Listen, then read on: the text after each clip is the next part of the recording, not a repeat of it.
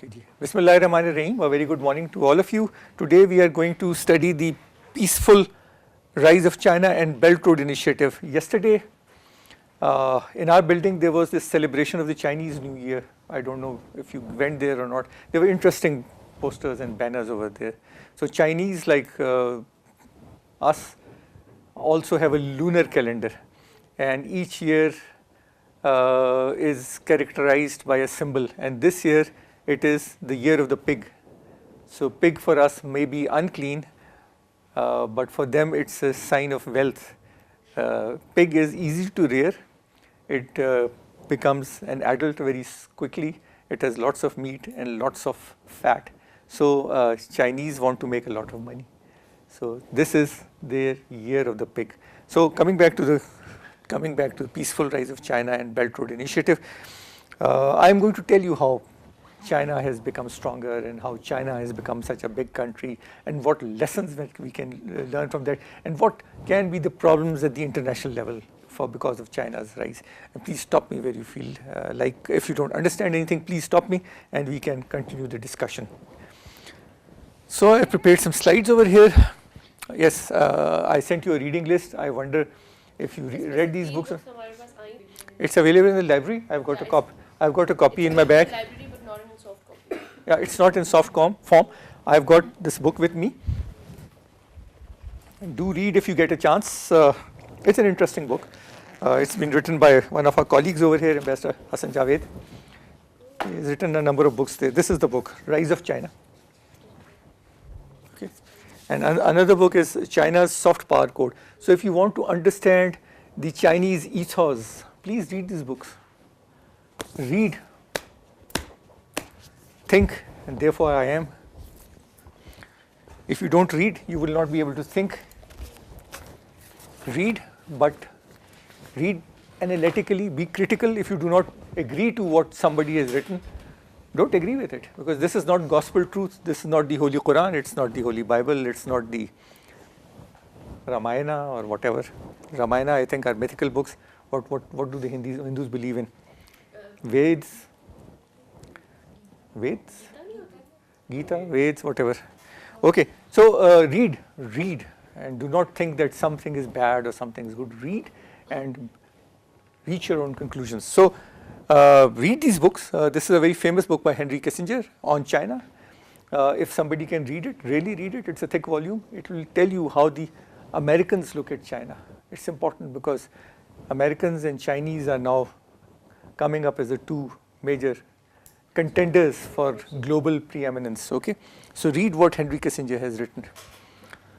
Rise of China in the Asian Century. The book is available in hard form in the library, and China-Pakistan Economic Corridor, a game changer. This has been edited by a number of people, including Minhas Majid Khan. Read this is important. Hadiqa, you are doing your research on China-Pakistan Economic Corridor. Please read it. And then China-Pakistan Corridor and the New Regional Politics by Zahid Hussain. Zahid Hussain is a journalist. He also writes books. He writes for Dawn. So you read this book? You can even go and meet Zahid Hussain. He's based in Islamabad. So if you want to, you can go and meet Mushahid Hussain, because Mushahid Hussain has done a lot of work on China-Pakistan relationship, Senator Mushahid Hussain. So if you, whenever you do research, ladies and gentlemen, do not only read books, but also go to the primary sources, go to people, knowledgeable people, because they can tell you things. And I do not know whether I shared with you China-Pakistan Forum, which holds its regular sessions in Islamabad Club. It is by Ijaz Shafi Gilani. I keep receiving invitations. I have not gone there. I have been telling my students who have interest in CPEC to go there and hear what they are talking about. So please go there if you have time.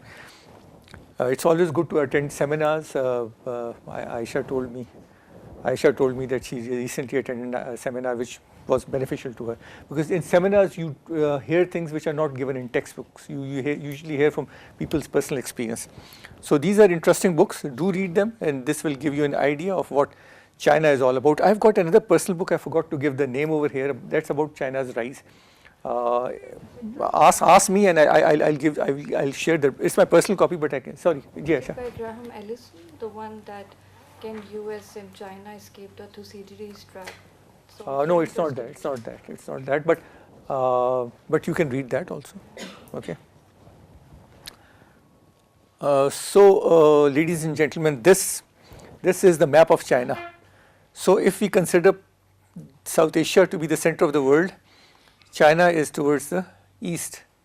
Okay, this is China, a big country, yeah, and here is Pakistan, and here is India, and Bangladesh. So this is how China is configured in the world map towards the east.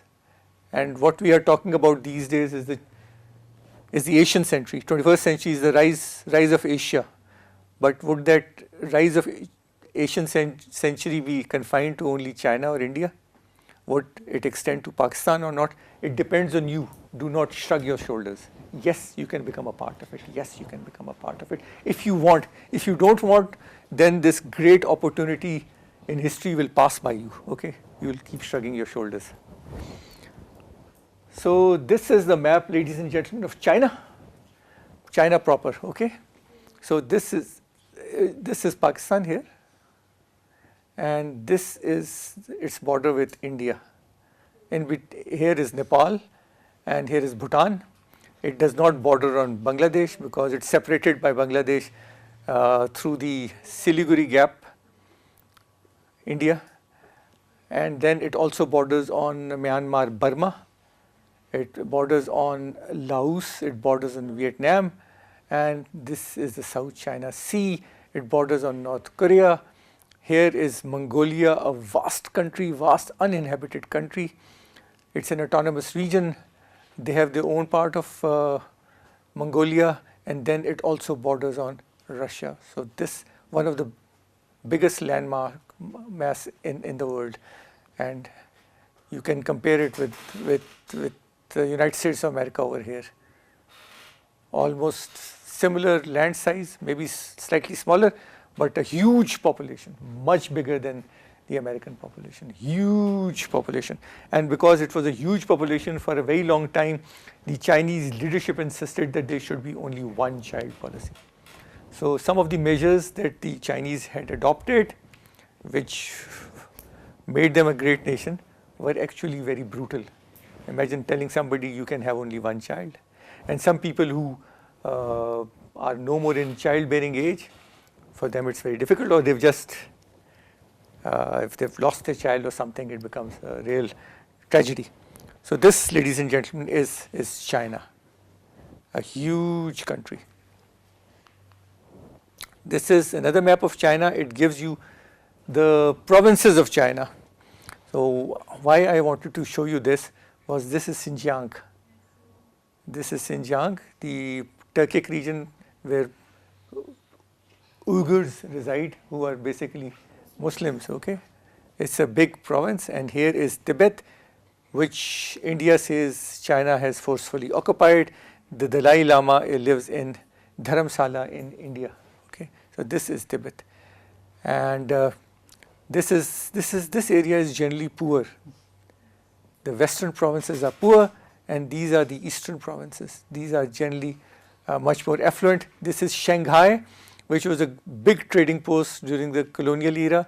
The colonial powers had their legations over here. The British had a legation.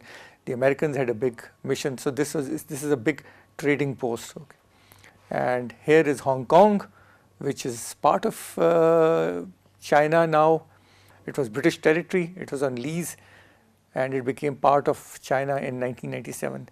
And here is Taiwan, where the Chinese nationalists had fled in 1949, and they still live. And this is the island of Hainan, and these are the islands of South China Sea. Okay, so and where is Beijing? The capital Beijing is here towards the north, towards the eastern side. So this is the affluent area. This is the poor area, and the Chinese are now spreading affluence all over, but generally it is this side which is more affluent, and this side which is more poor, and this center is perhaps more remote. But China is an old country. It has got a 5,000 years of recorded history. Remember, paper was invented in China. and so was gunpowder. Okay, paper was invented here, and they have got 5,000 years of recorded history, but they do not have any alphabets. Each character has a whole story in it, so it is difficult to learn the Chinese language. There are thousands of characters. How many provinces of China? 34. Okay.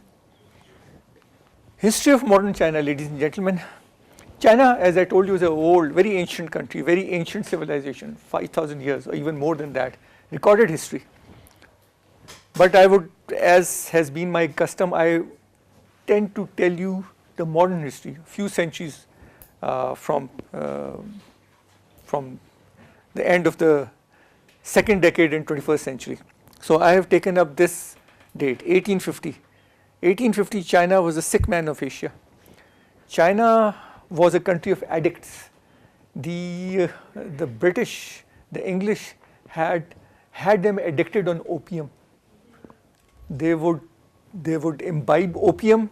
They would fight among themselves. Lawless country, sick man of Europe, sick man of Asia. And who was the sick man of Europe? Turkey. When? Are you right? Sick man of Europe was Turkey. When? About what time? It was, I cannot recall the exact date. Around what time? Turkey is also. 18th century, I guess. Sorry? 18th, late 18th. No. Like before the Mustafa Kemal's administration. About First World War. It was called, the Ottoman Empire was on the decline, and they were called the sick man of Europe. They had an extensive European territories. Now their European territory is restricted to across the Bosphorus, across the Golden Horn. Most of the European territories have been lost. Whatever has been saved or preserved is thanks to Mustafa Kemal Ataturk. Okay, so 1850, China was a sick man of Asia.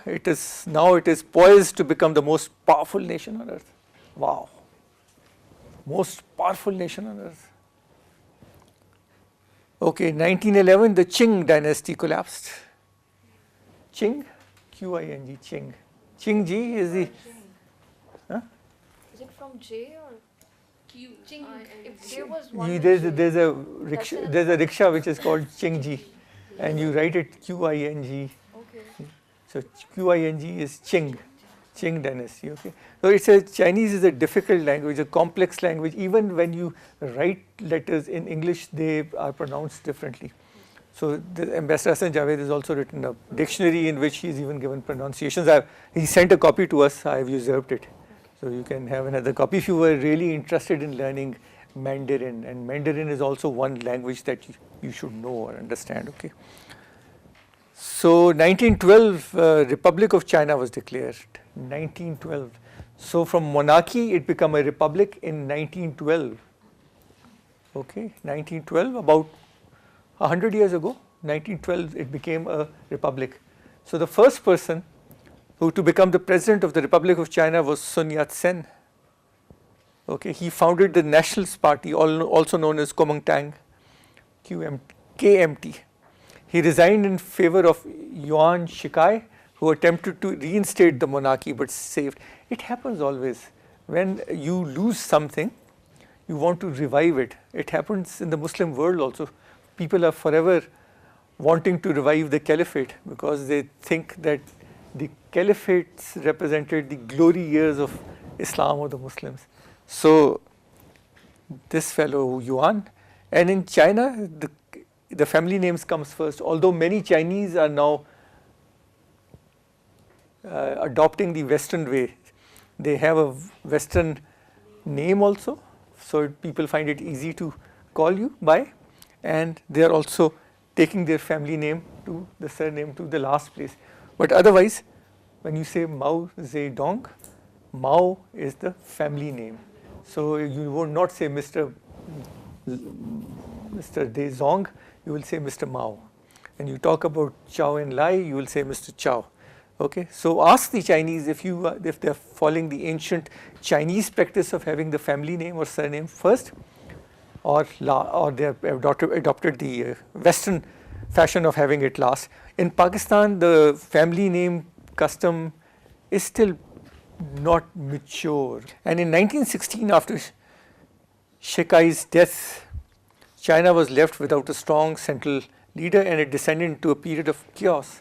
And there were warlords who were controlling swaths of territories here and there. And similar kind of situation prevailed in Punjab in the mid 19th centuries, when before Maharaja Ranjit Singh came into power. Punjab became lawless, chaotic, so there were jathas everywhere. So minor chieftains would be having their sway, and so it was the case in Afghanistan when the Soviets left. There were warlords everywhere. Each of them had their own area of influence. So this is what happened in China around 1916. Almost 100 years ago, it became a lawless country. So in 1935, Chinese Communist Party was founded in Shanghai, and Mao Zedong led the Long March and established revolutionary headquarters in Yan'an. 1935, Communist Party. And from 1937 to 1938, there was this Sino-Japanese war. And the 4-month Japanese occupation of Nanking is known as the Rape of Nanking, resulted in the death of estimated 260,000 Chinese civilian casualties. But China and Japan are enemies. Traditionally, they are enemies. And one of the reasons is this Chinese civil war.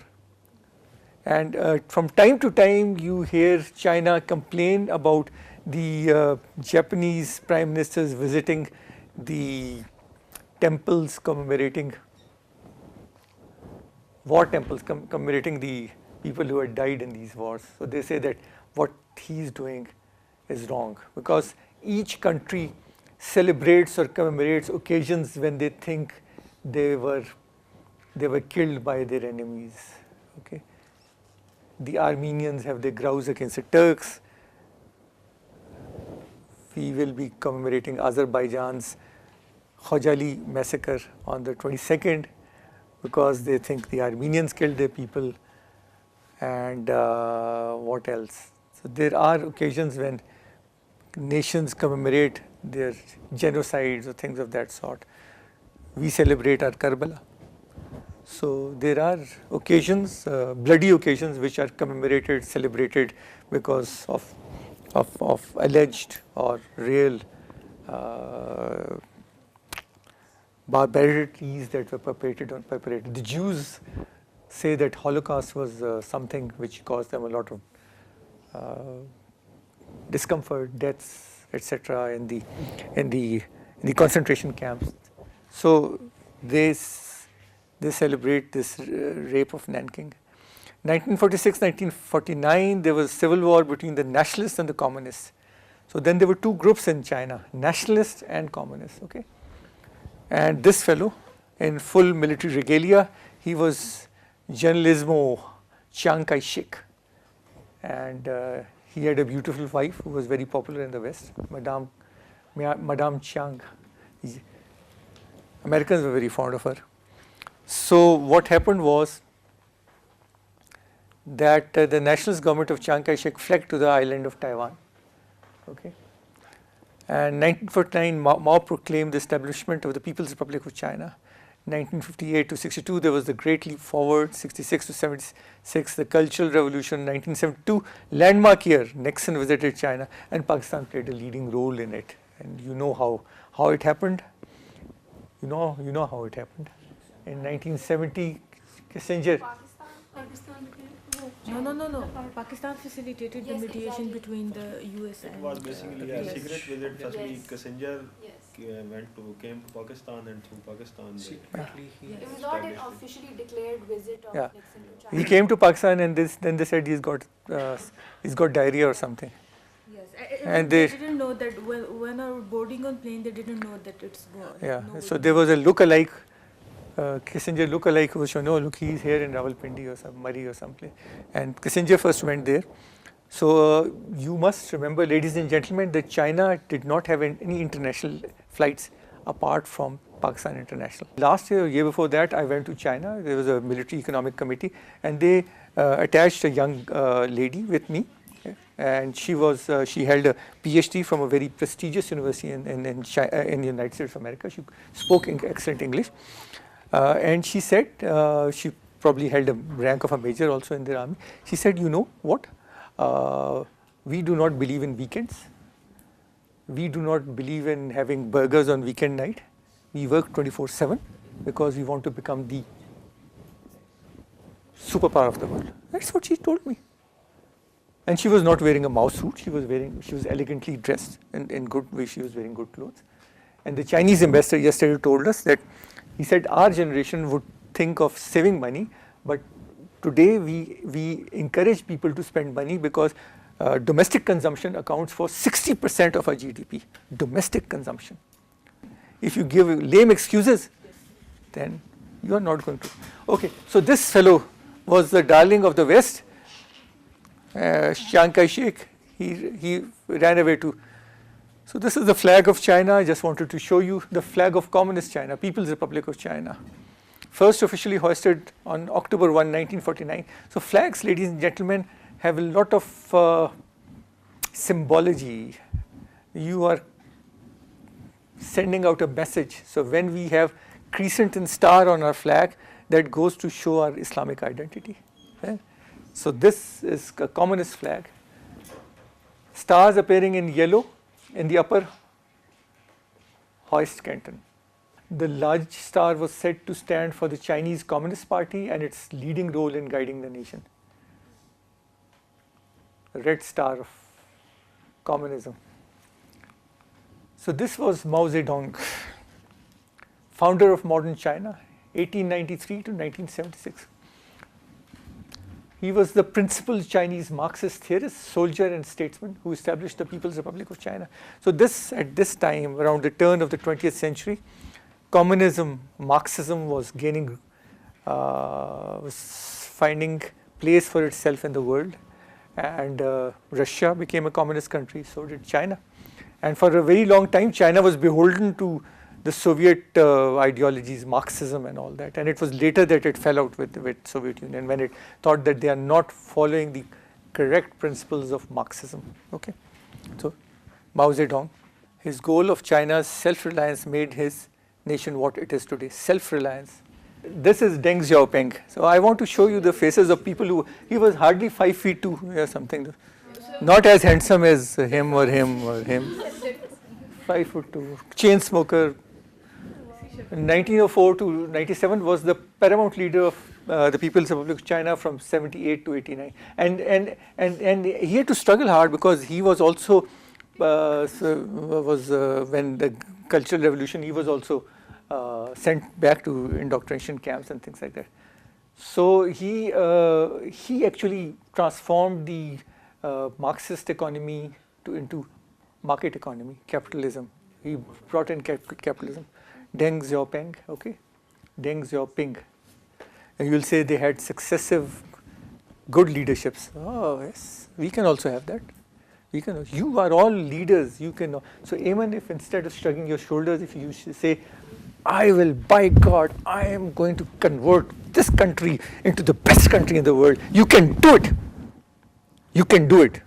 Don't shrug your shoulders, okay? They did not shrug their shoulders. They did not shrug their shoulders. They did it. When there is a will, there is a way. When there is a will, there is a way. Sorry? I love this man. He's using paint. He was the president. He's the president now. He's the president now. He's president for life. Yeah, but he's a very nice guy. He's a very nice guy. For his country, he's a nice guy. But he will not give you free loans. Interest-free loans. He will charge a heavy interest. That's why I said he's the only guy I like in China. I don't like China at all. How many Chinese you know? A lot. You know, I showed you know about Okay. Ladies and gentlemen, he holds 3 portfolios: the General Secretary of the Communist Party of China, President of the People's Republic of China, and Chairman of the Central Military Commission. Don't talk amongst yourselves, ladies and gentlemen. He was declared paramount leader in 2012. Communist Party of China officially gave him the title of core leader in 2016, president for life since 2018. Whether this is good or bad, it's subject to debate. It's pronounced she, okay? She is the first General Secretary born after World War II and the establishment of the People's Republic of China, 1953. So he he is a modern Chinese ruler. Then why is he So, for life? because they think that it will give continuity to his plans. The Americans say this is bad for democracy. The Chinese shrug their shoulders. Yeah. So I just want to show you these pictures. Wearing a mouse suit. Okay. So wearing a mouse suit, a great coat over it. Go back again, mouse suit only. So this is a change. Jimmy Carter is standing behind him. So a mouse suit, but a great coat also.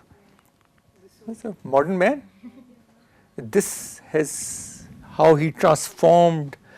This is how Chinese society has been transformed. They are dressed in modern attire. The women wear Western clothes.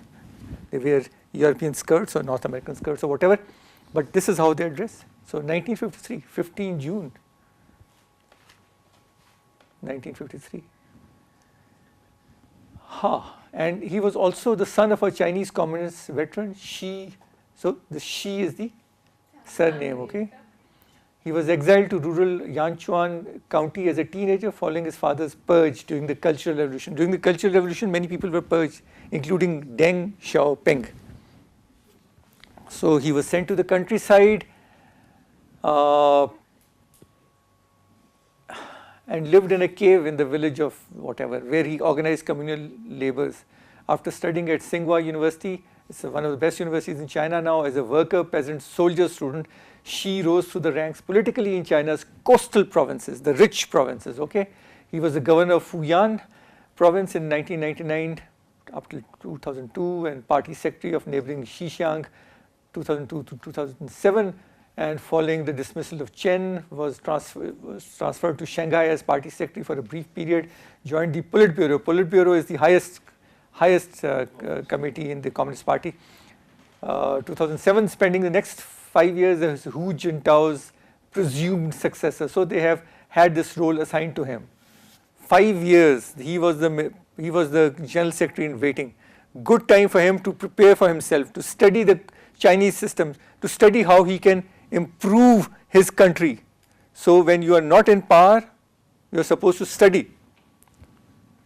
He joined the was vice president from 2008 to 13 and vice chairman of the Communist CMC, what is CMC Military Commission, 2010 to 2012. So they have 3 organs. You see, the Communist Party of China, the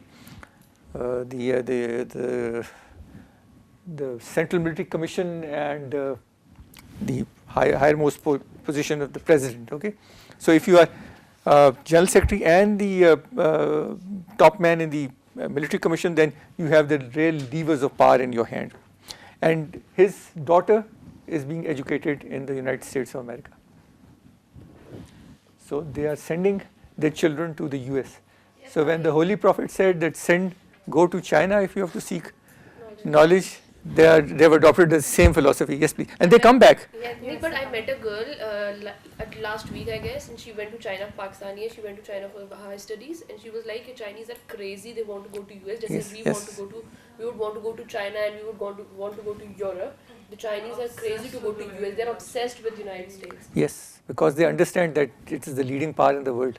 So they would go there for tourism in huge numbers. Once upon a time, the Japanese would go for tourism. Because it was people used to make fun of Japanese. They would be clicking their cameras everywhere. So now Chinese have got a lot of disposable money in their pockets, so they can go on tourism. They can go send their children to the best universities in the United States of America. Okay, they don't send any of their children to Pakistan. I don't find any Chinese over there. Islamic universities full of Chinese. Yes, but most of them are learning Sharia law. Most of them are Muslims. And English. And perhaps English, but nobody comes here. We claim that we are the best university in Pakistan. No Chinese student. They don't pass the test. Perhaps. They're not as brilliant as you are. Yeah, but when I went to China, I found all the young Chinese men asking the single Nobel laureate, an economist, a British, how to win a Nobel Prize. So I'm sure in coming generations they are going to get a Nobel Prize also. So if you make up your mind, what am I going to do? What am I going to do? What is my aim in life? How am I going to bring my country to the top? That is all that you need. So this is his thought, socialism with Chinese characteristics for a new year. So this is how he has been planning. First stage 2020 to 2035. Realization of socialist modernization including achievement of the Belt Road Initiative 2020 to 2035. And this is second stage 2015 to 2050, so they are overlapping. Develop China into great modern socialist country that is prosperous, strong, democratic, culturally advanced, harmonious and truthful. Harmonious, so there is no internal problems. So we were talking about Xi Jinping's thought, socialism with Chinese characteristics for a new era. So he had divided it into two stages. First is the consolidation stage and the other is the exploitation stage, probably, as we call it in the military. And his economic ambitions are 6, 1, 2, 3, 4, 5, 6. And I really can't read it from here, but you can, if you have better eyesight than I have, you can probably find out what he has written. So this is perhaps the most important vision of Xi, the Belt Road Initiative. So in 2012, Xi, in a speech delivered at Nazarbayev University, Kazakhstan, unveiled his grandiose ambition of a Silk Road economic belt linking China, the rest of Eurasia and Southeast Asia, and making a maritime Silk Road which would link the Chinese and the European coasts via the Indian Ocean and the South Sea China. So even in ancient times, there used to be a Silk Road which should connect China with the rest of Asia, and perhaps those camel caravans or would go to even some parts of Europe, perhaps. But Silk route has always fascinated the imagination of people because traders would come from far off. This was the land route.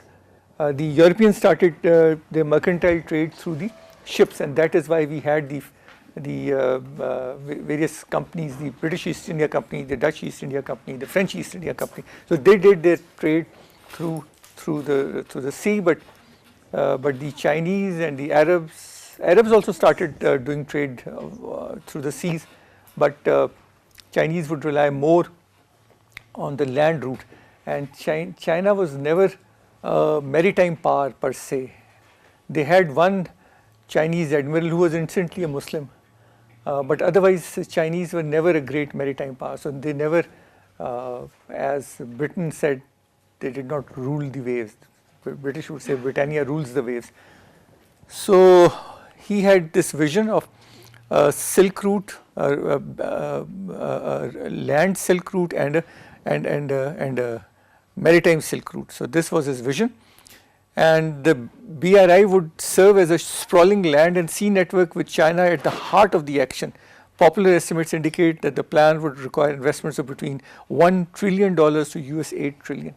So Chinese have been saving up. They have been saving up for years. They have been saving up. So they have lots of money. They have lots of cash. There is a lot of liquidity, but they do not want to sit on their cash. They want it to be invested in infrastructure. So they have been investing their money in a big way in Africa, in Asia, and even in Europe.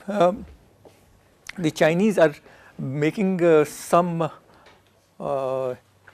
least one nuclear power plant in England at Hinkley Point. Hinkley Point, Hinkley, Hinkley Point. And the last time Xi went to China, his visit was hailed as the golden era of British-Chinese friendship. And I said, once upon a time, these British were the ones who actually addicted them to opium, and now they are actually wooing them. They want them to be investing in their projects because they want money. So Chinese have been saving up on a lot of money, saving and saving and saving, and they have been giving debts, loans to many countries, including the United States of America. Yes, trillions of dollars. Trillions of dollars. So this is what they say, that $1 trillion to $8 trillion they will be investing in infrastructure projects. So when you make infrastructure projects, you also then run or manage those infrastructure projects. If you have, for example, laid out railway lines in the African continent, then you also provide your expertise in running or maintaining those railway lines. So it's not just that you will make your infrastructure and you'll go back, but you will continue your presence over there through maintenance, through upgradation, through so many other things. So this was his famous Belt Road Initiative, and this is, ladies and gentlemen, one of the most strategic initiatives of modern times. This is the new grand strategy, if you will, connectivity. It's not isolating people, it's connectivity. And during the Cold War, it is the spheres of influence between United States of America and the Soviet Union. Each of them was spreading their influence over their zones of influence, and they were preserving their turf with a lot of jealousy. They would not want anybody else to intrude into their turf. There was a turf war. There was one Eastern Hemisphere and the Western Hemisphere. We were part of the Western Bloc at that time. So this was the pattern of the Cold War. And what the Chinese are doing, they want connection, connectivity. String of pearls is a propaganda by the West. They said they are establishing ports, and these ports will be actually countering the US maritime interests, because US remains one of the greatest maritime powers even now. They've got 7 fleets. They've got overseas deployments. China has just 1 aircraft carrier, and they want more aircraft carriers. The American Navy is built around aircraft carriers, big, huge aircraft carriers. They're like small cities which can carry aircraft. So wherever they go, they can project their influence. So the 5th fleet is the one which is deployed nearest to us in the Persian Gulf, and they have their headquarters in Bahrain or Qatar or something. But they have big, huge bases. The Americans have huge physical deployments in the Korean Peninsula, in the Middle East, in Japan, even in Pakistan. They had a listing station in Badaber. And once they gave up that listing station in Badaber, my father, who was in the Air Force, we went and we occupied it. It was in the early 70s. So the Americans have had physical presence most places, but their fleets are big fleets. They are everywhere. And even now, the Aman, the 2019 naval drill that we are having in the Persian Gulf, in Arabian Sea, there are 49 countries that are participating, and the US is also participating, because they have a huge naval presence. So Chinese have still not occupied their shoes. Their navy is still smaller, much smaller. The United States has a huge defense budget, $600 billion or something. Even if you combine all the defense budgets of all the countries together, they come nowhere. The defense budget of the United States of America. So this is his Belt Road Initiative. So perhaps you have witnessed grand strategy in the making. You can write on it, you can think about it.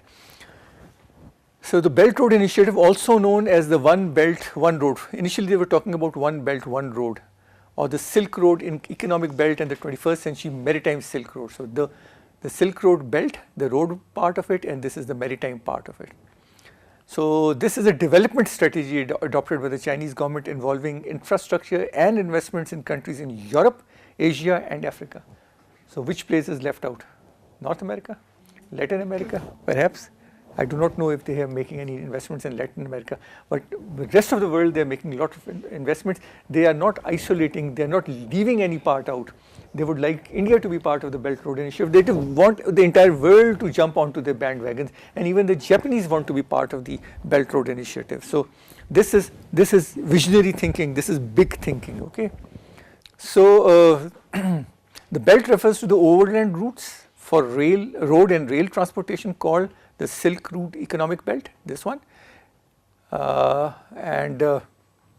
Again, road refers to something wrong, refers to sea routes. It should be the... No, sir, it's right, it's correct. It should be part of this, okay? No, road refers to sea routes. Road refers to sea? Yes, sea routes, it's correct. The slide is correct. The slide is correct? Yes. Okay. Sea routes or the 21st century maritime Silk Road. Until 2016, the initiative was officially known in English as OBOR, One Belt, One Road Initiative, but the official name was changed as the Chinese government considered the emphasis on the word one prone to misinterpretation. So they did not want to ruffle feathers. They did not want to think that they are going to be one under Chinese. Okay?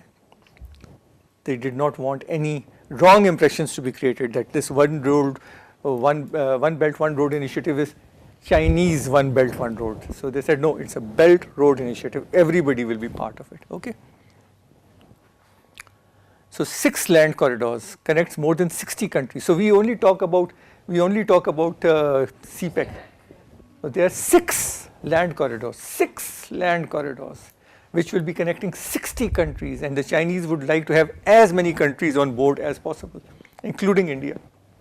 Operatives thought of the initiative is to enhance regional connectivity and embrace a brighter future. Regional and international connectivity. Connectivity, ladies and gentlemen, connectivity. That's the buzzword, connectivity. Not isolating anybody, and that should be something we should learn about. So it should not be isolating anybody. Connect everybody, make everybody partners in the national progress. Okay, everybody should be part of the progress. Okay, so if this is NUST here and International Islamic University over there, there should be more connectivity. I don't see that connectivity happening.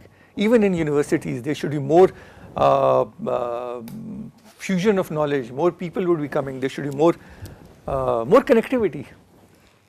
NDU and all the universities, there should be more connectivity.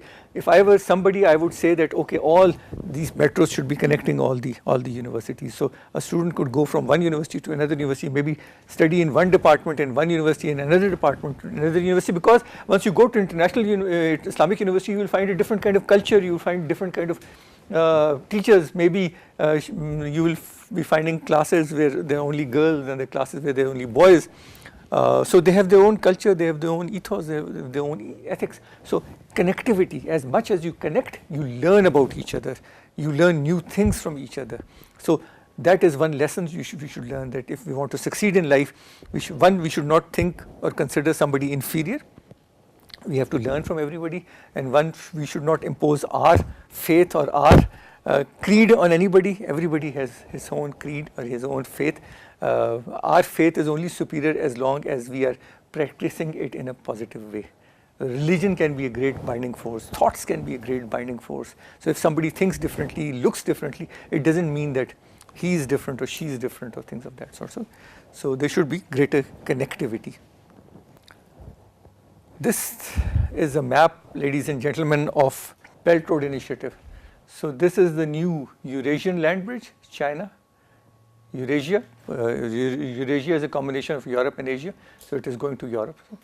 This is the China, Mongolia, Russia corridor. Okay, Mongolia is also a big country, very thinly, sparsely populated. And this is another connection. And this is the famous CPEC, which we call to be a game changer. And this is China, Bangladesh, India corridor. And this is China, Indonesia corridor. And this is the Silk Route, Maritime Silk Route. So you see Chinese integrating part of Africa. Europe, they have this railway line now running from China to Germany. So even this does not show that the entire world is connected, but this is a vision of the future. If it succeeds, the entire world will be connectivity. And when we are sharing the fruits of economic productivity, it will decrease the costs of war. There's a very interesting book, Lexus and the Olive Tree, I think by Thomas Friedman. If you get a chance, do read it, Lexus and the Olive Tree. I have a copy of it, and he has a theory of twin arches. He says wherever there are twin arches, golden arches, twin arches. Does this give you anything? Sorry? Yes, McDonald's. You say wherever there's McDonald's, the Americans will not attack. Why? Because it's not in their interest. It's not in their interest. It's a franchise of an American company. So if you're connected economically with everybody, if Taliban know that the trade caravan is in their interest, they will not attack it. So if there is economic interdependence, that is also one theory, theory of economic interdependence. If you have economic interdependence, we will not fight with each other. If Pakistan and India knows that there is economic interdependence, they will not fight. If China and India know that they've got a thriving commercial activity, $80 billion worth of trade between China and India. They will not fight. They did not fight, although they have this border clash at Doklam Plateau. They did not fight. Economic activity, ladies and gentlemen, economic activity prevents wars. If people know that our economic well-being is going to be hurt, if our businesses and industry are going to suffer, they will not indulge in war. They'll tell the government, for God's sake, don't do it. Okay? Yeah. This is what I want to show. The initial point that was brought out by Shanzeh about fences. So this was the Great Wall of China. It was in north of China. Series of fortifications built on east-west line across the historical northern borders of China to protect the Chinese states and empires against the raids and invasions of various nomadic groups of the Eurasian steppe with an eye to expansion. Did it prevent them from coming in? Although I know in the Quran there is also a mention of yes, and then Zulkarnain actually helping them with build a wall. I do not know what became of that, but I cannot claim that what is written in the Quran, God forbid, is not right. So that must be right. Zulkarnain, the prophet, might have helped build a wall with Sisa Pelaivi Diwar to prevent from Yajuj Majuj coming into their area. But eventually, you see, Great Wall of China failed. The Great Wall of China failed, you see. This was a wall. It is still, you still find remnants of it. But did it prevent the Chinese from not accepting ideas from the other part of the world, from Europe and Asia? I do not know. This has to be studied, but this is important that once a country which once upon a time prided itself for the Great Wall of China now wants to build corridors, land corridors. It wants to connect with other countries. Isn't it strange? So for centuries they believed in this, keeping themselves isolated. Japan once upon a time wanted to be isolated until their isolation was. Till the 19th century for 400 consecutive Yeah, years. and then who was the person who went there and? It was a British or a Portuguese explorer, either of the two. I think it was Commodore Perry Keene, either US or British, who actually went in the first person who went. British explorer. So you cannot hermetically seal yourself. And which country is called the Hermit Kingdom? Is it China or is it Korea? Hermit Kingdom. So you can isolate yourself for many years, but you cannot prevent ideas. You cannot prevent ideas penetrating you. If you find some good idea, you'll adopt it. You'll adopt it and you'll use it. And in this age of globalization or information warfare, walls will not stop ideas from coming in. It might stop armies from coming in, but it cannot stop ideas from coming in. So several walls were being built from as early as the 7th century BC. These were later joined together and made bigger by Qin Shi Huang, the first emperor of China. Many successive dynasties repaired, maintained, and built multiple stretches of border walls. The most well-known of these walls were built during the Ming dynasty, 1368 to 1644. Walls can be a temporary solution, they cannot be a permanent solution. डेटरेंसी होती है ना, मगर अगर इस walls की जगह आप कोई और इंडस्ट्री लगा दें, कोई और चीज़ कर दें, जहाँ अफ़गान आएँ और पढ़ें, काम करें, अपनी रोज़ी कमाएं, if you can build these special economic zones all along the border. It's just my idea. I'm trying to think big.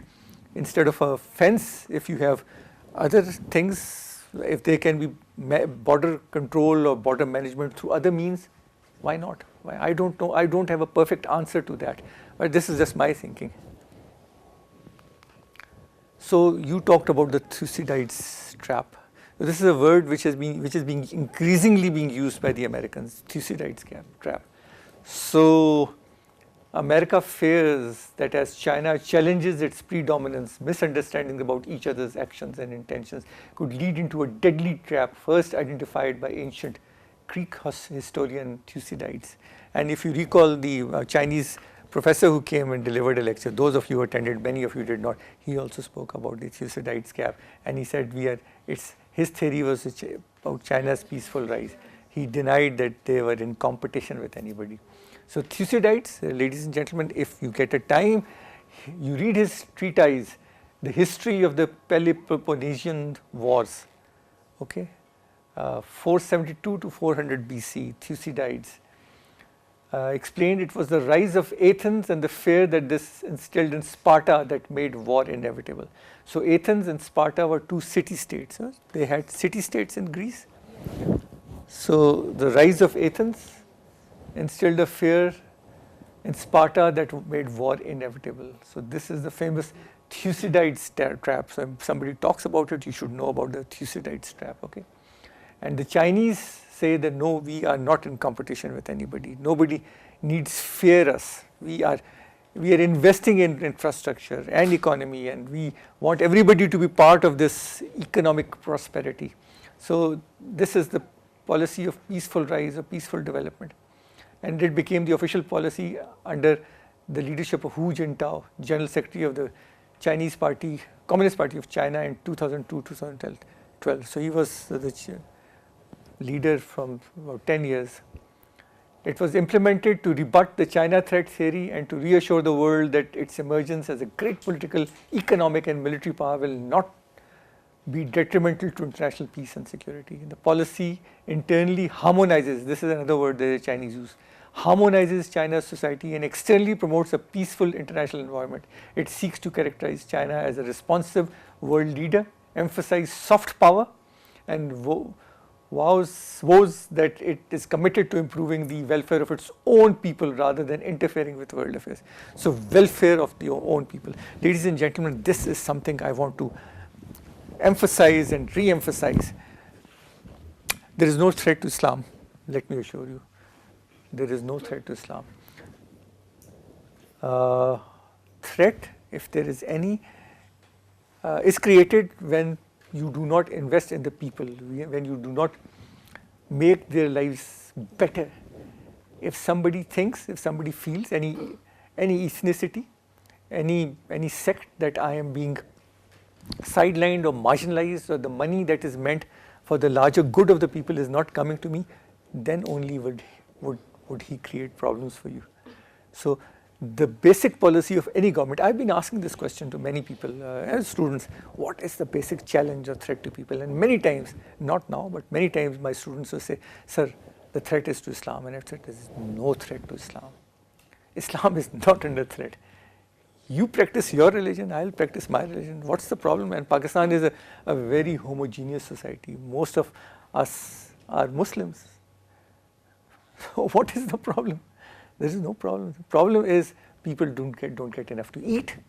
People don't have opportunities to excel in life. People do not have access to justice.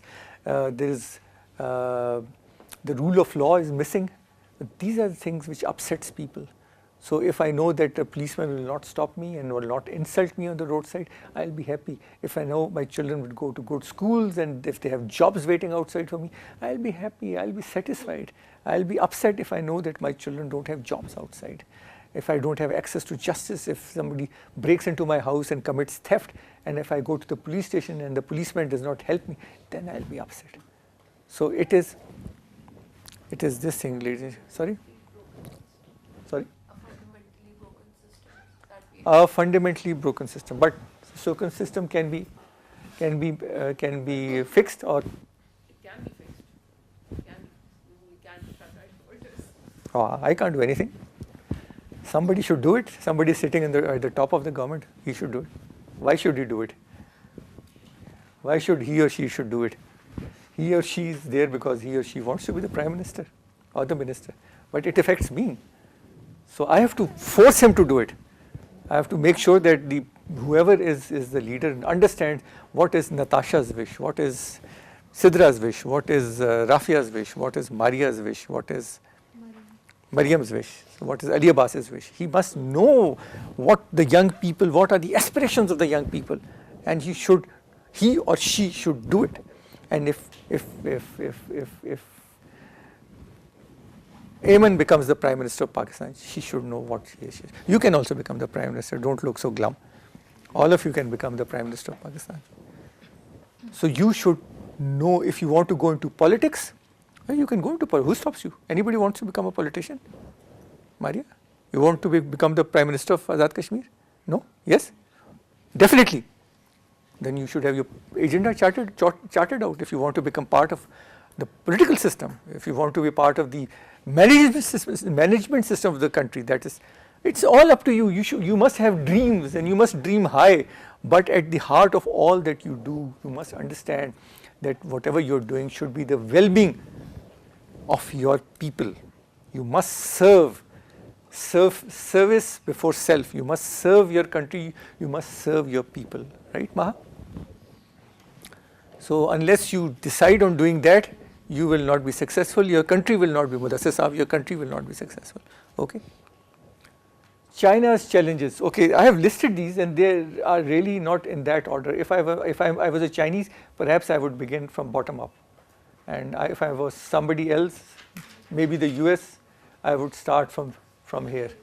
So I will just talk about how they are listed, okay?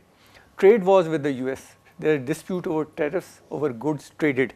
So Trump has been slapping higher tariffs on them, okay? Because he accuses China of long-term abuse of a broken international system. So you talked about an international system. He talked about a broken international system and unfair practices. That's how he looks at it. And has filed a suit with World Trade Organization for violation of intellectual property rights. So there is a joke in our country that everything made in China is a copy of something which is made in highly industrialized countries. But this myth is now vanishing because China in itself, I will talk about what China is making now. It's now a myth. It's now probably not right to say that everything Chinese is not durable or it's not long lasting or it's number 2 material thing. Chinese are now coming up in the world in a big way. But this is what he accuses them of. US is worried about the growing trade imbalance. So this, ladies and gentlemen, read about it. There is a growing trade imbalance between the United States and China. Although China is fast becoming a huge market for imported goods, but it is also a place where they make iPhones and where they make other stuff which is equally popular in highly industrialized countries. Most of the things that I use or I wear are made in China. My iPhone is made in China. It's assembled in China. It's made in China. It's made in China. This is made in China. Assembled in China. Yeah? Assembled in China. That's So whatever. That's So a misconception. It's all made in China. Yeah.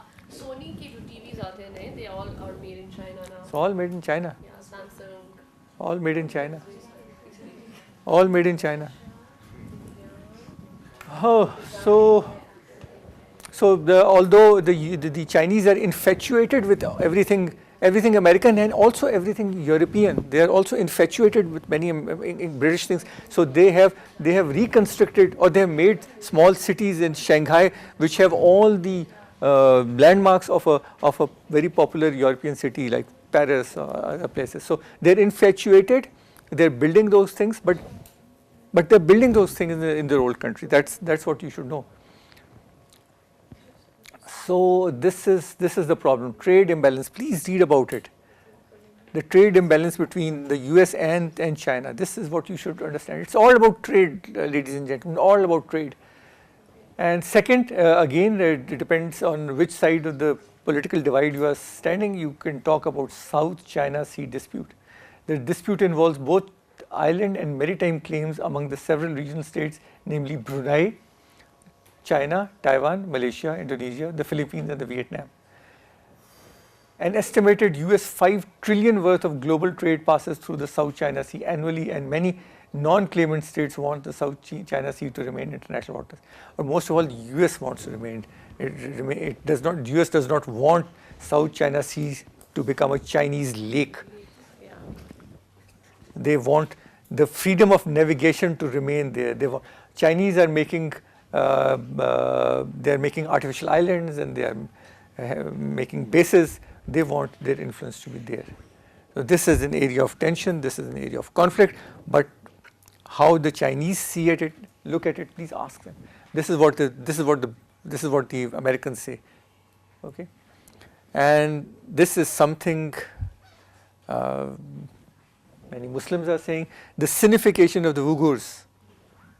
Uyghurs are a Muslim community, they are Turkic basically, and they are being Sinified, they are being, kept in concentration camps. that's what is appearing in the newspapers. There are many Pakistani traders, small people, small businessmen who have married many Turkic women, and their women have been taken to re-indoctrination camps and stuff like that.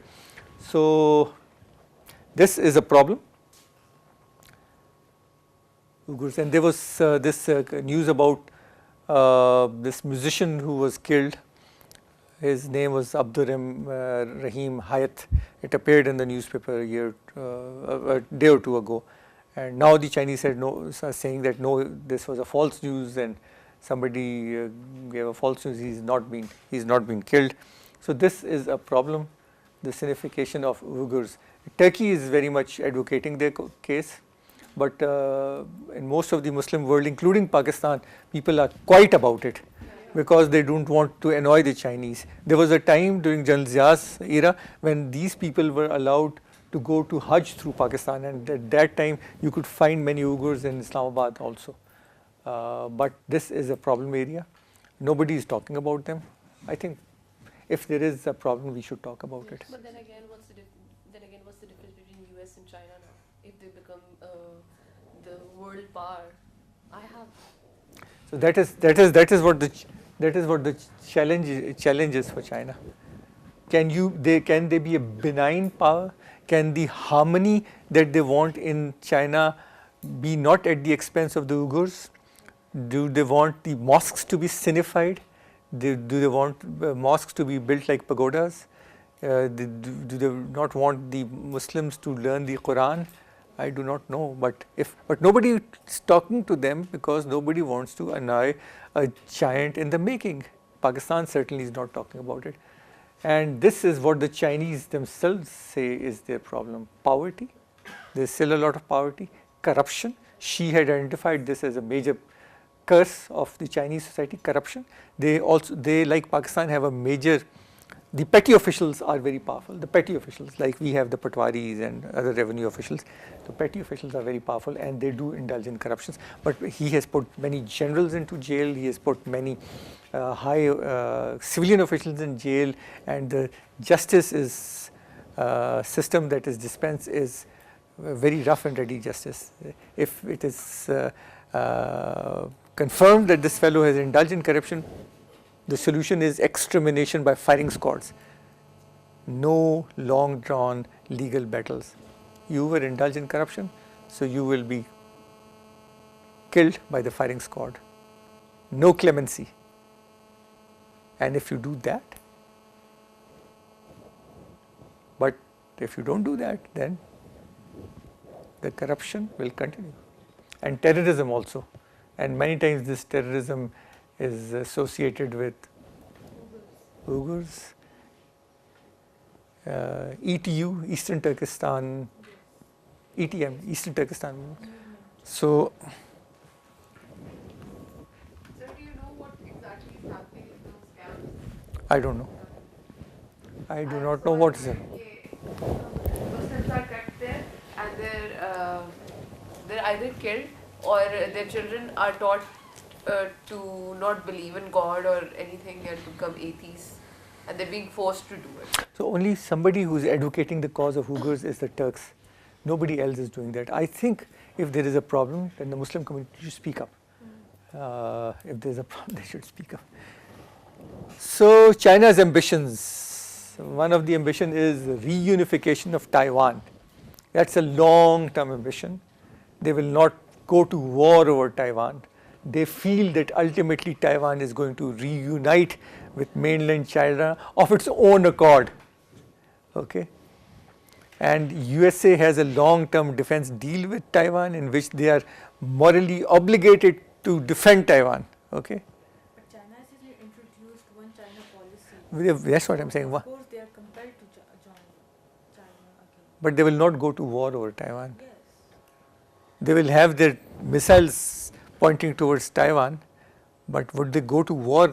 I don't think so, because it's not in their interest to fight over the island of Taiwan. And Taiwan is also a very advanced country.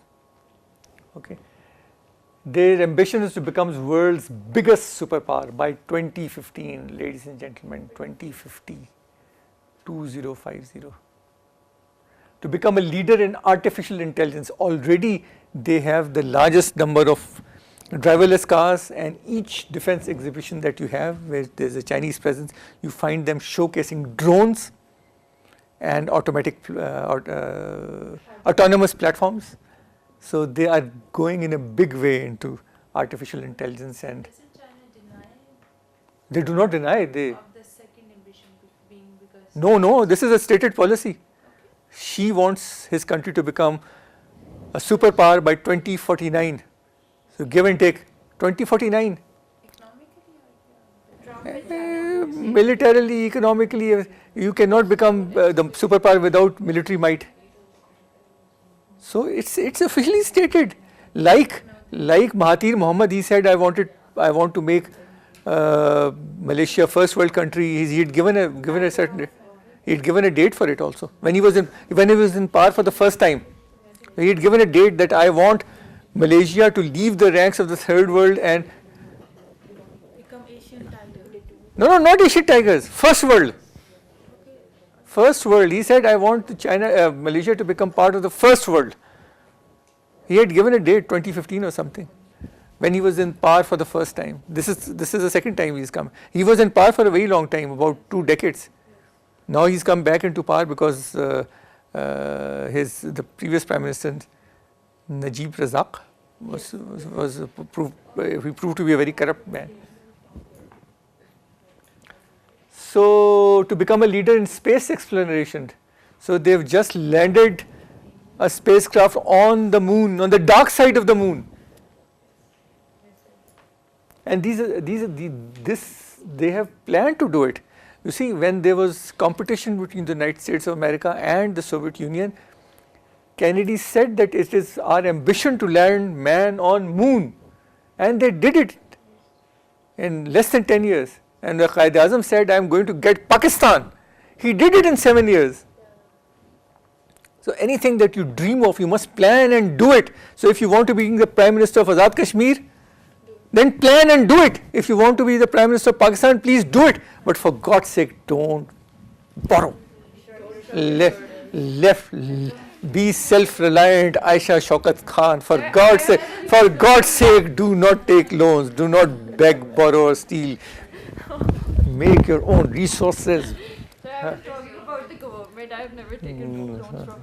You are the government, Aisha. You are the government. You are the government. I am the government. We are the government. We elect the government. We call ourselves a democratic country. We go to polls. Don't we? All of us go to poll. We select our leaders. We elect our leaders. Yeah, Imran Khan is a leader. But don't borrow. Be self-reliant. Or you are all leaders. You, ladies and gentlemen, you are all leaders. I am just giving you a piece of advice. I am just giving a piece of it. Don't borrow. Make your country a self-reliant country.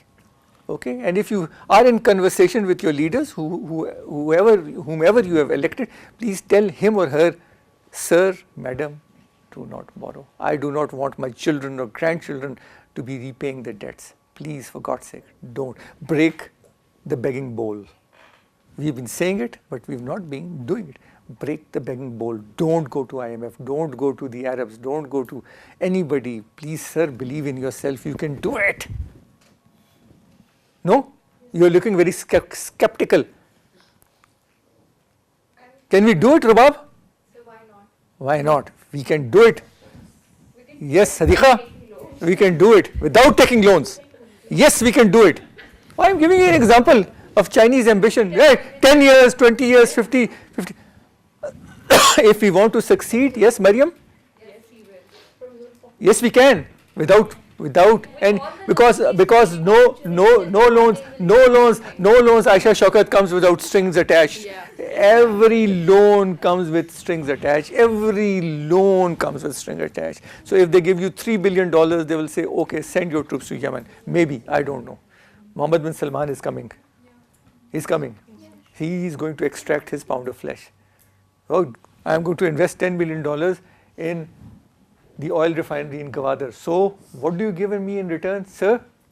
Yeah, Hobara bastard. Oh, Hobara bastard. Yeah, yes, I can kill. There is a difference between investment and loan, isn't Yes, yes, good. You're absolutely right. But even that $10 billion of oil refinery that he's going to construct, that he must have a quid pro quo.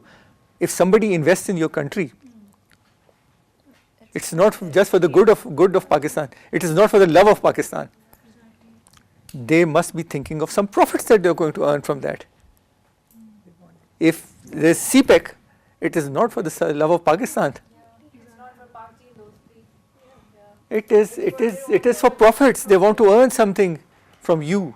So Kaisar Bengali, a very famous economist of Pakistan, he says that they will make the CPEC and you will be the ones sitting on dhabas selling the Chinese tea or repairing their tires. True. So then you must. So if you want to do a research on CPEC, please look into that. Okay. What is Pakistan going to benefit? No. They have hundreds of PhDs in CPEC. We don't have any. I want a lady to do her PhD in CPEC. She's been with me for so many years. She's not even sent me one single chapter. This is how we are going to earn from CPEC. For God's sake, this is not how. This is not how dynamic nations work. Okay, China's economic outlook, ladies and gentlemen. World's second largest economy by nominal GDP. World's largest economy by purchasing power parity. Okay, there are various ways in which you describe the size of economy. Until 2015, China was the world's fastest growing major economy with growth rates averaging 10% over 30 years. It has slowed down now. 10% over 30 years, ladies and gentlemen, 10%. We don't even break the 4% ceiling of growth. That is our problem. Each time we downscale our growth estimates, even the present government has done that, because right or wrong they say we cannot do it. And after all, if you have a debt economy, Aisha Shaukat Khan, you cannot do it. She's the spokesperson of PTI. No. I want my leaders to succeed, whether it's Imran Khan or whether Aisha Shaukat Khan, Maha, Aisha Masood. I want my leaders to succeed. But I must tell them. I must tell them that taking loan is not the recipe to success. It is only a short-term measure. Okay, if you take loan now, what next? How are you going to turn around this country? By issuing licenses for killing Hobara bastards? No. Really? Okay, if I given your argument that the treasury was empty and this was the only way to not sink, clutch at straws, get some money, get some dollars, what next? I must be told, okay, Tughral Saab, I am boring, don't worry. Sir, I am worried sick. It means my grandchildren are also going to repay this debt. No, this is a fact. Tughral Saab, don't worry. This is my plan. This is my plan. I am going to turn you around. But just saying that the overseas Pakistanis will send me money, that's not the way. I don't know. I am not an economist, but I am a person. I am a citizen of this country. I want my leaders to succeed. After all, he's come with my votes. So I want him to succeed, and democracy is very expensive. Each election that you hold costs a lot of money to the government. See, holding elections and then by-elections, it's not cheap for a country like ours where people don't even get 1 square meal a day.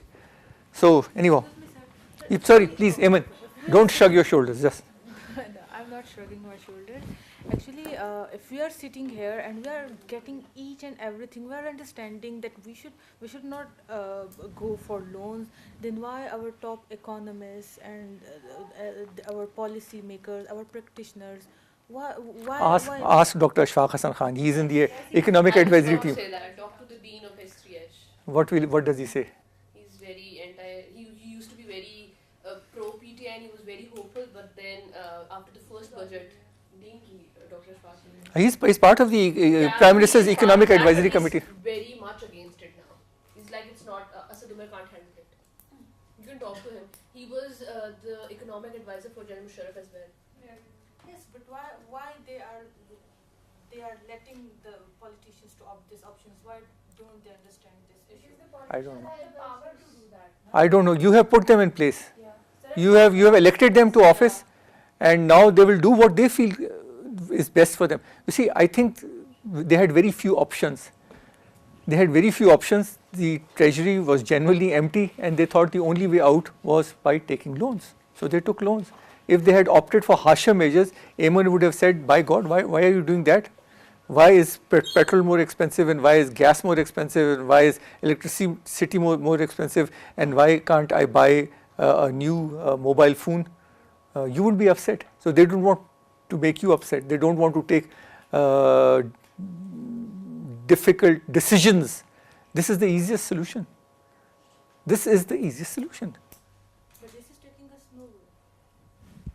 This is the easiest solution. So who does it matter? Next election you can elect somebody else. Shrug your shoulders. What can I do? Nothing. You can influence people. You can talk to your representatives. You can tell them, sir, don't do it. It's not a question of being PTI or PMLN. It is a question of your future of your children, my grandchildren, and their children. Okay, they must have enough money to feed themselves. They must not be dependent on foreign doles, and poverty and loan taking is a vicious cycle. It's a vicious cycle. I do not know how we can come out of this debt trap. I do not know. But my wife says cut on unnecessary expenditures. So cut on unnecessary expenditures. There must be a plan to repay the debts. There must be some plan to repay the debts. The accumulated debts which had accumulated earlier, and the loans that you are getting now. I am not against anybody. I love my country. I want my leaders to succeed. Whoever is there, I want my leader to succeed. Whoever is there. I do not mind if he has personal flaws. It doesn't matter if he drinks or if he womanizes. I am not bothered. But I want him or her to be faithful to my country, to my children and to my grandchildren and to their children. It is our future at stake. I want Mudassir Saab to succeed in life. I do not want Mudassir Saab to be forever repaying debts of the country, or his children to be repaying debts of the country. I do not know. Taking debts is not the answer. It's the easiest way out. चलो भाई चलते हैं, वो फलाना दे देगा शेख, ले लेते हैं उससे. I don't know. But that is why I am trying to tell you what the Chinese did. They really tightened their belts, generation after generation, and I've seen them metamorphosing from people wearing a single unisex mouse suit into smart business suits, becoming world tourists, spending money, having swank cars. So if you want to succeed in life, we must make bold decisions, harsh decisions, not something that is the easy way out. It should never be Ayman the easy way out. It's never. If you want to succeed in life, Aisha Shaukat Khan, you will have to make harsh decisions. Work hard. I have to work hard. Nuzat Ali Abbas, I have to work hard. I have to submit my assignment on time. The death of my grandfather notwithstanding. May Allah bless his soul. Okay? You have to work hard, ladies and gentlemen. If you do not work hard, there is no salvation, Natasha. There is no salvation for our country. So per capita income basis, China ranked 71st. They are still 71st, okay, and 78th by power parity, purchasing power parity in 2016, has an estimated $23 trillion worth of natural resources, coal and rare earth material. It does not have oil. It has to import oil from Iran and other countries. They do not have oil. They have coal, rare earth materials, but not oil. Has the world's largest total banking sector assets of 39.9 trillion with 26.54 trillion in total deposits. World's largest manufacturing economy and exporter of goods. World's fastest growing consumer market, interesting, consumer market, and second largest importer of goods. This is an interesting thing. China is a net importer of services products. Largest trading nation in the world and plays a prominent role in international trade and has increasingly engaged in trade organizations and treaties in recent years. Has become a member of WTO in 2001 and has free trade agreement with several nations including Pakistan. The provinces in the coastal regions of China tend to be more industrialized while regions in the hinterland are less developed. As China's economic importance has grown, so has attention to the structure and health of economy. So ladies and gentlemen, they are now buying also. In fact, the government wants them to buy because they are paid well and there are many millionaires in the Chinese society. You've heard about Alibaba, the largest online organization. It sells everything under the sky. AliExpress, yes, because Aisha buys everything on AliExpress. Sidra also buys everything. She also, you also. You don't shop. Aisha, you look glum. Man, what is wrong with you? That's just. You didn't have your breakfast this morning, you've been chewing your nails and you've been chewing your something wrong? Amen. You buy things online? No.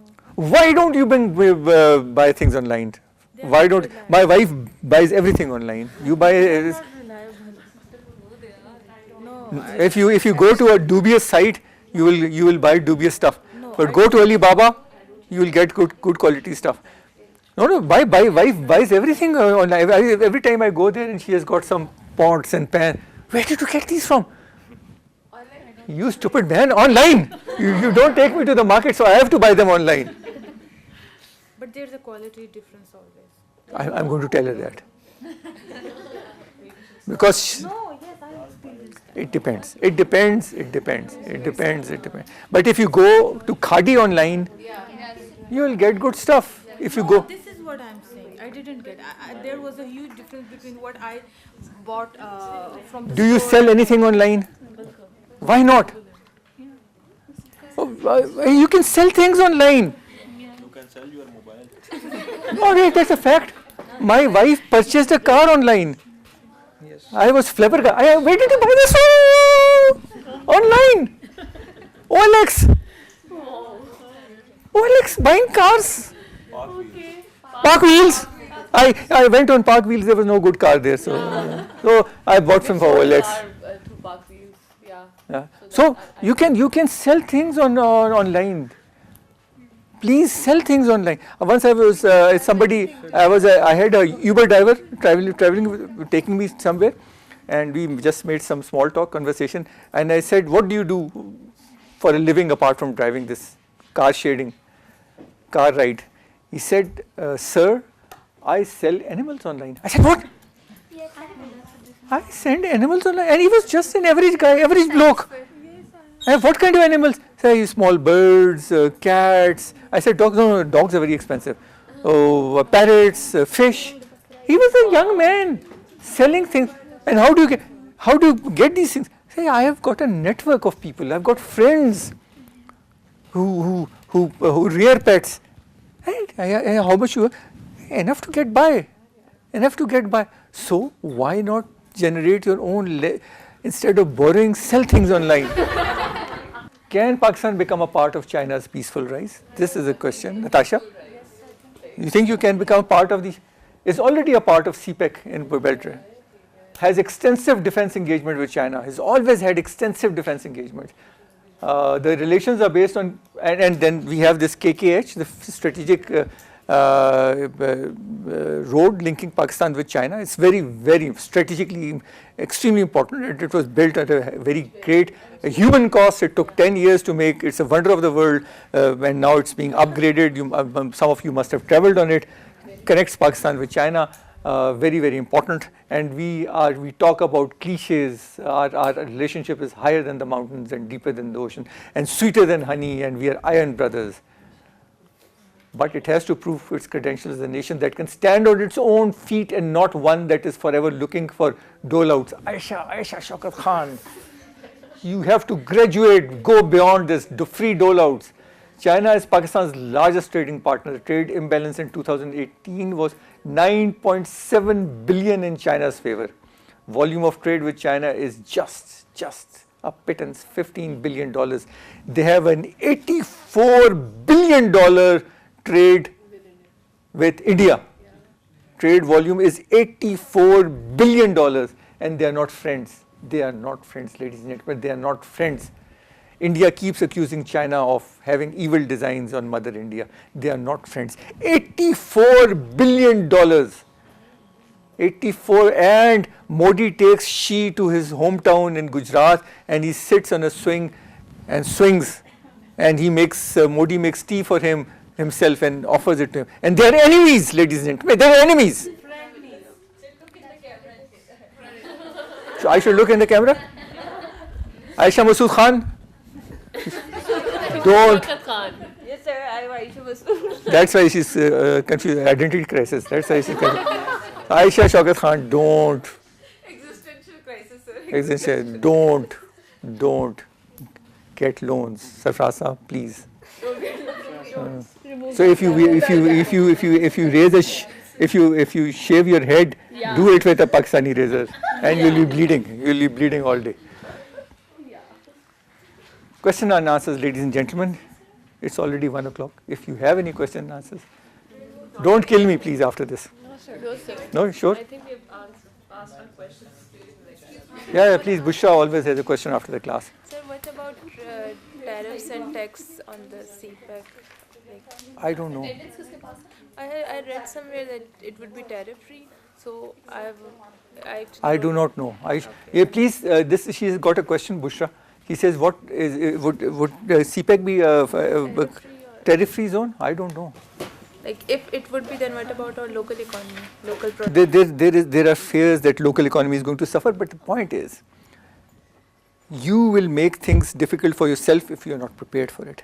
If you have these questions, you can come up with answers. We have a joint coordination committee for CPEC. They keep meeting, and if there are questions like these, you can ask them.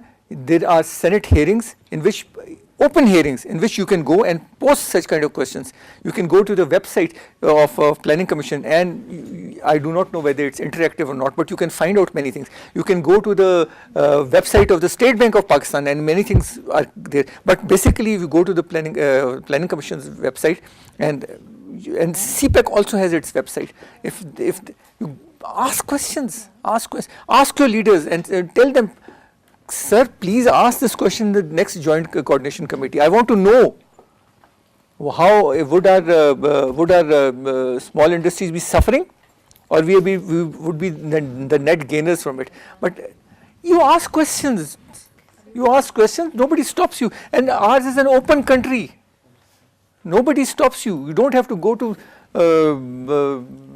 the street to demonstrate. You can ask them questions. You can attend the Senate committees meetings as a citizen of this country. You can go to the Prime Minister's portal, which Imran Khan Sahib has said, and say, lodge a complaint over there. Said, I don't know what's going to happen to our industry. Maybe he gives you an answer. I believe it's a very good portal. Kyun, Aisha? The portal, which is the Prime Minister's portal, is a good portal. So if you lodge a complaint, say that I think our industry is going to suffer, perhaps they give you an answer. You can ask questions. You don't have to shrug your shoulders. In this age of digital connectivity, you can ask questions. Write a letter to the editor. Who stops you? Send a letter to the Minister of Planning. Maybe he answers you. Maybe he answers you. Yeah, I have voted for you. Please tell me, these are my apprehensions about CPEC. What are you doing about it? When PTI government came into power, they said we are going to revisit all the deals which were done with China, which actually provoked the Chinese. They were upset about it. But who stops you from asking questions? Thank you. Sir. Now, please. So if CPEC or BRI is not successful, then what are the consequences? You tell me. You tell me. You tell me. You know, when Chinese make a plan, they make sure that it succeeds. That's the only thing that I know at the moment. They make a plan. They said they do every kind of planning. They factor in everything. If they know that Afghanistan is unstable or there is brigandry or looting on such and such highway, they factor it. If they know that Pakistan is corrupt, they will factor even that in. That they have to give so much to the politician, not the politician. अगर कुछ ना कुछ तो होगा ना. It's not going to be a complete loss. It's not good. They have in the morning paper they said. Have they invested in Afghanistan? Or? Not yet, not yet. But no, they have said we recognize Taliban as a genuine political actor. They know that the government is going to change in Afghanistan. America is about to leave, so they are wooing the Taliban also. Russia and China. Russia and China. Ayman knows it. She doesn't have to shrug her shoulders every time. She knows many of the answers. Kashmir हमारा है. Sir, Sajid? Balochistan also has some issues like they believe the people of Punjab are getting more jobs and in the CPEC and Balochistan के लोगों को उतना नहीं मिल रहा. तो sir वो issues जो हैं वो भी तो एक hurdle है. ये करेगी ना अभी research. Adhika is researching on it. So she'll give you some good answers. There have been reservations. There have been reservations. So, ladies and gentlemen, I hope you enjoyed my class as much as I enjoyed teaching you, and I expect you to give me 5-star rating in the feedback. Thank you very much.